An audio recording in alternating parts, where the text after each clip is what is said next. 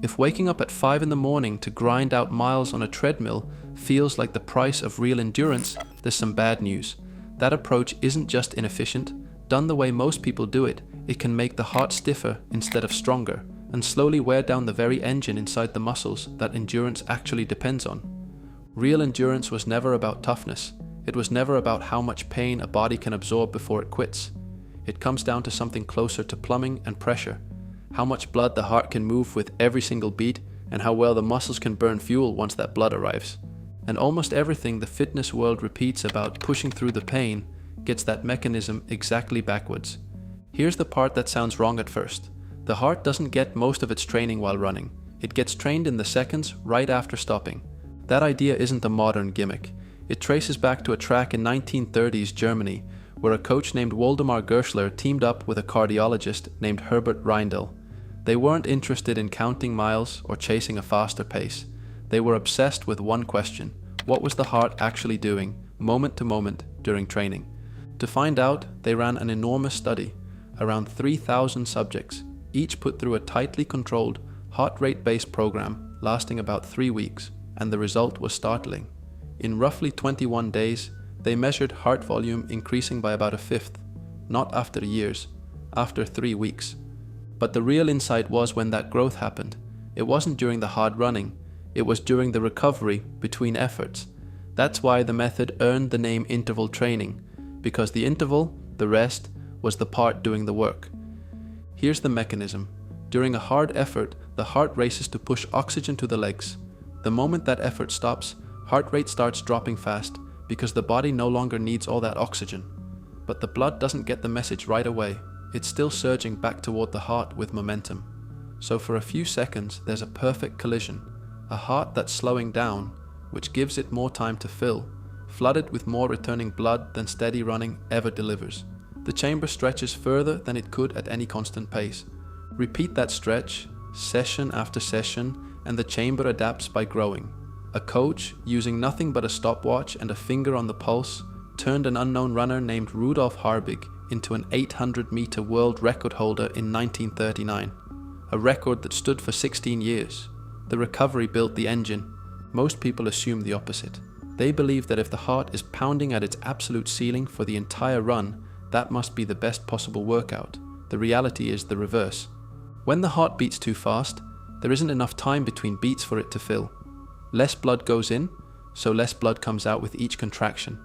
That's stroke volume, the amount of blood pumped per beat, and at maximum effort it actually drops. The body works harder while moving less blood. Chronically living there doesn't build the engine, it just generates fatigue. There are two different ways a heart can grow, and only one of them is the goal. The first is eccentric hypertrophy. The chamber itself enlarges, so it holds more blood and pumps more with every beat. This is the classic athlete's heart. Bigger, more efficient, more powerful at rest. This is the adaptation endurance is built on. The second is concentric hypertrophy. Here the walls thicken in response to sustained pressure rather than volume. It has its place in certain kinds of training, but it isn't the endurance engine, and it doesn't deliver the same payoff. Now, you may have seen this framed online as D-type versus L-type heart growth, with the warning that training too hard turns the heart pathological. That language comes from the Russian sports scientist Viktor Selyanov, and it's worth being honest about. That's his own terminology and his own hypothesis, not settled cardiology. The established textbook distinction is the one above, eccentric versus concentric. And this is where one popular claim needs a careful correction, because it's easy to take it too far. People hear, intense training can stress the heart, and immediately jump to, that's why runners suddenly drop dead. The honest answer is calmer than that. Sudden cardiac events in runners are rare, and when they do happen, they're almost always driven by a pre-existing condition that was already there. There is a genuine, unresolved scientific debate about whether decades of extreme, ultra-endurance volume can leave marks on the heart, things like fibrosis, calcium buildup, or irregular rhythms. But the studies openly disagree with each other, and that conversation is about the far extreme of human endurance, not about normal training. For almost everyone, moderate exercise remains one of the most protective things a heart can do. So the lesson isn't fear, the lesson is precision. The goal is to build the engine without grinding it down, and that comes down to controlling intensity. Gerschler's original prescription used fixed heart rates. Run until the pulse hit a high number, then recover until it dropped to a lower one. That worked for the young athletes in front of him. But fixed numbers are a trap, because maximum heart rate isn't the same for everyone. It falls steadily with age. A number that sits near maximum for one person is completely unreachable for another, and means something totally different for a third. So drop the fixed numbers and think in percentages. Push the hard efforts up to roughly 85 to 90% of maximum heart rate. Then let recovery bring it back down to around 65 to 70% before starting the next one. To make it personal, the heart rate reserve method anchors those percentages between resting and maximum heart rate, so the zones actually fit the individual instead of a population average. No monitor? There's a tool that's been validated against real physiological thresholds, the talk test. If full sentences come out without gasping, that's the easy zone. When speech breaks into clipped fragments, that's the hard zone. It costs nothing and it's remarkably accurate. And keep Gerschler's built-in safety valve, just reframed. He watched how long recovery took. If the heart took far longer than usual to settle, the session was over. The same rule applies today. When recovery starts dragging well past normal, the workout is done. Pushing past that point stops being training and starts being damage. If you're finding value in this, hit that subscribe button, as I've got more videos like this coming soon. The heart is only half the equation. It delivers oxygen, but the muscles have to actually use it. That job belongs to mitochondria, the tiny power plants inside muscle cells that burn fuel for energy. More mitochondria means more endurance, full stop. For years the story was that the burning sensation during hard effort was acid melting those mitochondria, that suffering through the burn was secretly making the body weaker. That story is outdated. Lactate, the molecule blamed for all of it, isn't a poison. The body recycles it as fuel, and it even acts as a signal that helps trigger the growth of new mitochondria. Lactate was never the villain. The real problem is subtler. Constantly grinding away in the moderate to hard middle zone, never truly easy, never truly explosive, is just an inefficient way to build the aerobic base.